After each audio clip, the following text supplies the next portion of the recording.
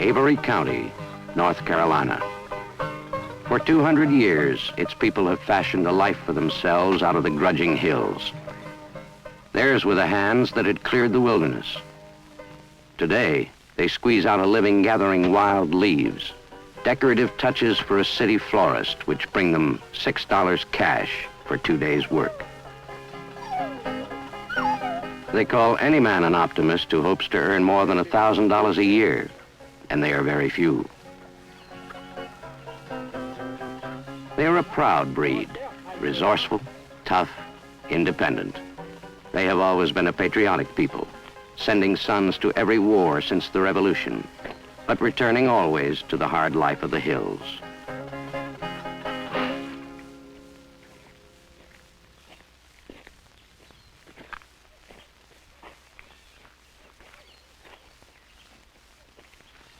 More and more of the young people have gone away to find work in the fields and factories of another place, reluctantly leaving behind those too young and those too old to do more than keep their stubborn hopes alive and cling to the age-old faith.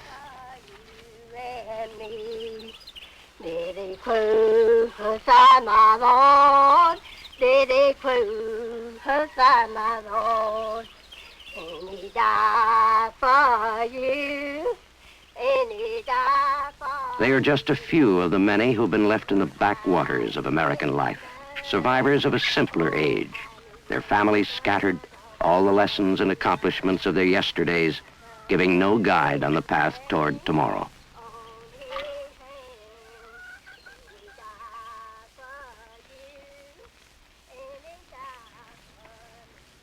For a long while, they continued their usual way, asked no help, and struggled along to keep them and theirs alive.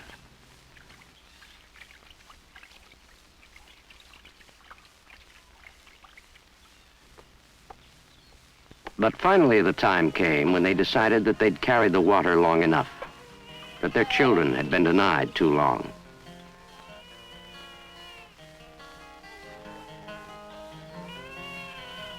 They began to hear about something called community action. People getting together to improve their lives through a chain of concern that reached out from their own valley all the way back to Washington.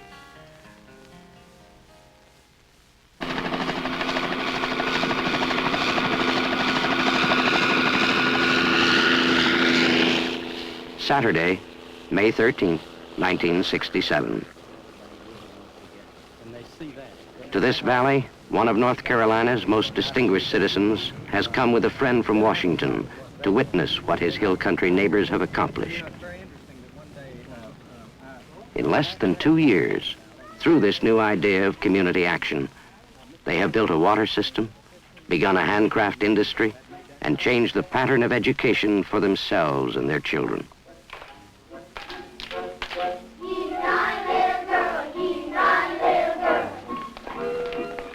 As is the custom when company comes, the children were presented first. They discovered that some of the dances were not native to the region, but all the children were. North Carolina's first Head Start graduates.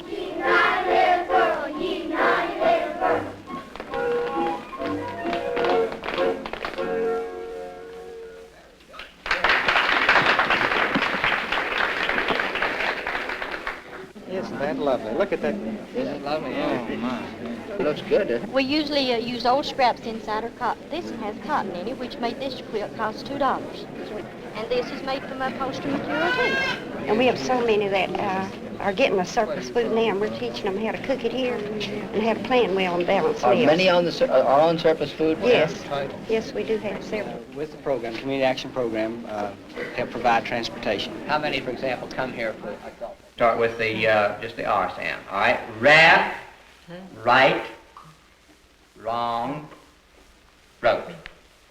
All right. You did very well without your spectacles. Speak out now and let me hear you real good now, all right? Dab, Dab, grab, gab, jab, jab, lab, lab, nab, nab, tab. tab. All right, good. Now, Pearl, you have your book open. Black, Black, bless, blink, blink, blink, block. block. You're doing all right. Just fine. All right, just a little louder now. This one right here, Thelma. They were learning something more important, perhaps, than the language.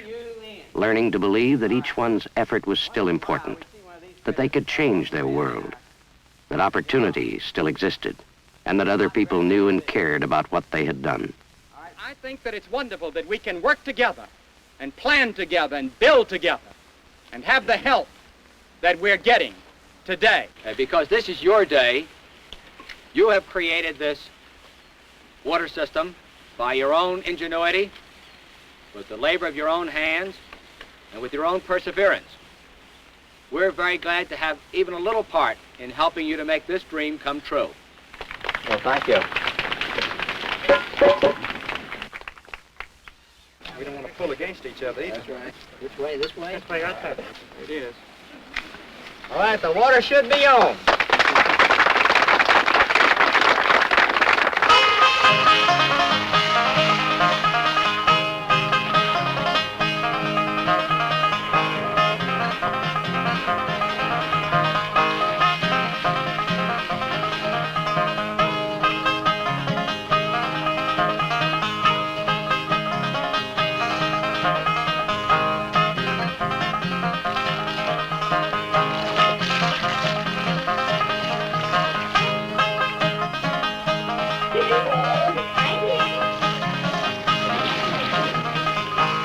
Your health, sir. Thank you. North Carolina Health. We've always said that the poor should be involved themselves in the administration and in the decision-making process in this effort. We've said that because we believe that poor people want to be treated in a dignified way as an equal, that they don't want to be handed things or told to do things. They want to discuss what ought to be done and then do them voluntarily, you might say. And that it was essential to develop them as human beings, to give them a significant role, even a powerful role, in the decision-making process. We feel that in a human enterprise like this one, the equal participation of everybody, including the poor, including the beneficiaries of the programs, that's desirable. How does that strike you? Well, you know, it's the same principle sometimes when we go abroad. I want to go out and give Bibles and even Testaments to everybody. But the local missionaries will say, no, don't do that. They won't appreciate it. You sell it for a very small amount, but if they buy it, they appreciate it far more. And I think the same principle is involved here, that people that build for themselves and take pride in it, it's theirs. And I think that's what you're doing. What I've seen today and what we've seen today indicates that what you're doing is training people. And you're giving people an opportunity to do for themselves. And this, to me, is a very important point that I don't think has yet been properly communicated to the people. And I think it's the most important point that can be communicated.